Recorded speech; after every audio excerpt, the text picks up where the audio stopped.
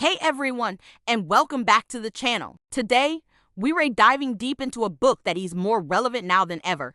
George Orwell's dystopian masterpiece, 1984, published way back in 1949. This novel paints a chilling picture of a totalitarian future that has haunted readers for generations. It's a book that's not just read, but experienced. So, grab a cup of tea, get comfortable, and let's explore the 10 key takeaways from this unforgettable story. Our journey begins in the bleak, crumbling city of London, which is now part of a superstate called Oceania. The year is 1984, and the world is locked in a perpetual state of war between three massive powers. Our protagonist is Winston Smith, a low-ranking member of the ruling party. He works at the Ministry of Truth, where his job is to literally rewrite history, altering old newspaper articles and records to match the party's ever-changing narrative. From the very first page, we feel Winston's profound sense of isolation and his quiet, desperate rebellion against the oppressive world he lives in. This brings us to our first key point, the omnipresence of surveillance.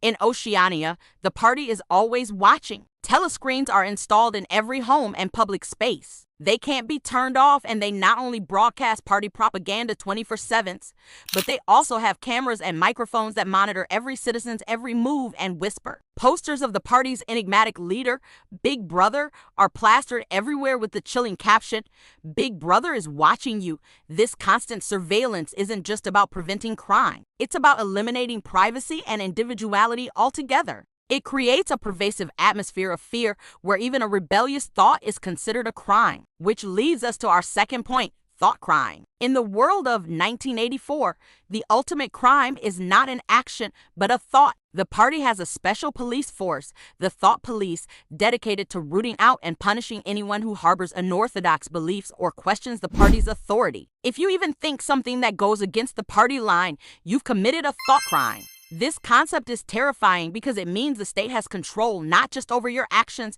but over your very consciousness. Winston lives in constant fear of the Thought Police, knowing that his internal rebellion could lead to his arrest, torture, and vacation being erased from existence. Our third point is the manipulation of history and truth. Winston's job at the Ministry of Truth is central to the party's control. He spends his days altering historical records, photos, and news articles to ensure that the past always aligns with the party's current political needs. If the party says Oceania has always been at war with Eurasia, even if they were allies just yesterday, the records are changed to reflect that. The old truth is destroyed, and the new truth becomes the only one that exists. The party's slogan sums it up perfectly. Who controls the past controls the future. Who controls the present controls the past.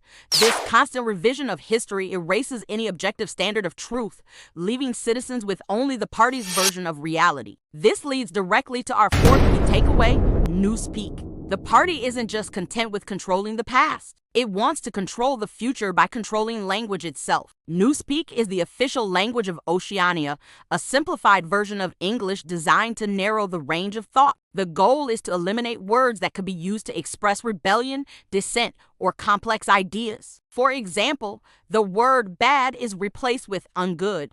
The ultimate aim of Newspeak is to make thought crime literally impossible because there will be no words left to express it. It is a brilliant and terrifying exploration of how language shapes our reality and our ability to think critically. The fifth point is the concept of doublethink. This is one of the most famous ideas from the book. Doublethink is the ability to hold two contradictory beliefs in one's mind simultaneously and accept both of them. For instance, the Ministry of Truth, which deals in lies, the Ministry of Peace, which wages war, the Ministry of Love, which tortures people, and the Ministry of Plenty, which oversees economic shortages. Citizens are expected to believe, for example, that Oceania is winning the war, while also knowing that the rations are constantly being cut. It is a form of psychological manipulation that breaks down a person's ability to reason and makes them completely subservient to the party's contradictory pronouncements. Now, let's talk about the social structure, which is our sixth point. Society in Oceania is rigidly divided into three classes. At the top is the inner party,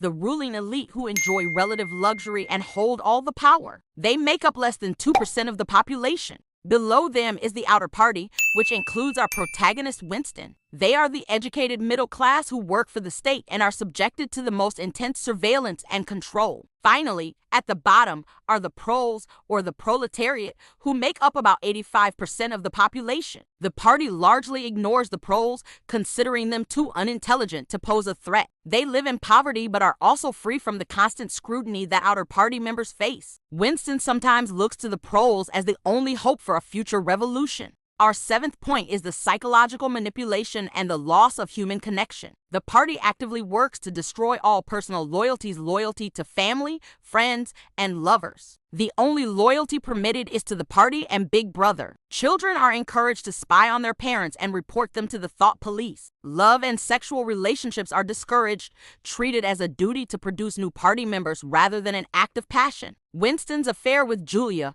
another party member, is not just a romantic relationship. It's a profound act of political rebellion. Their secret meetings are a desperate attempt to reclaim a small piece of their humanity in a world that seeks to crush it. This brings us to our eighth point, the futility of rebellion. Winston's journey is one of rebellion. He starts by writing his illegal thoughts in a diary. He then pursues a forbidden love affair with Julia. He even seeks out what he believes to be an underground resistance movement called the Brotherhood. However, Orwell paints a grim picture. Every act of rebellion Winston commits seems to lead him deeper into the party's trap. The party is so powerful, so all-encompassing, that it seems to anticipate and even control the rebellion against it. This raises a disturbing question.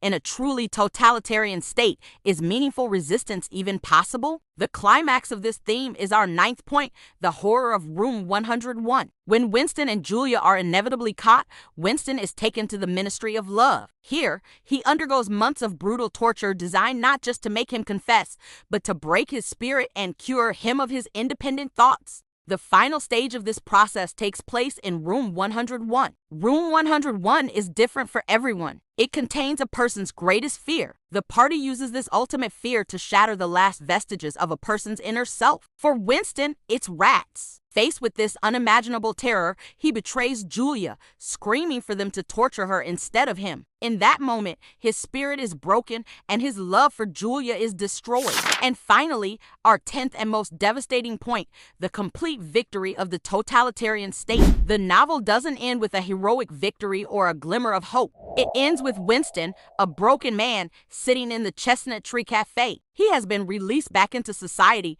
but he is no longer the man he once was. He has learned to love Big Brother. The final lines of the book are among the most famous and chilling in all of literature. He had won the victory over himself. He loved Big Brother. It has a tragic conclusion that underscores the novel's central warning that a state with absolute power can not only control your body, but it can conquer your mind and soul, extinguishing the very essence of your humanity. So, there you have it. 10 key takeaways from George Orwell's 1984.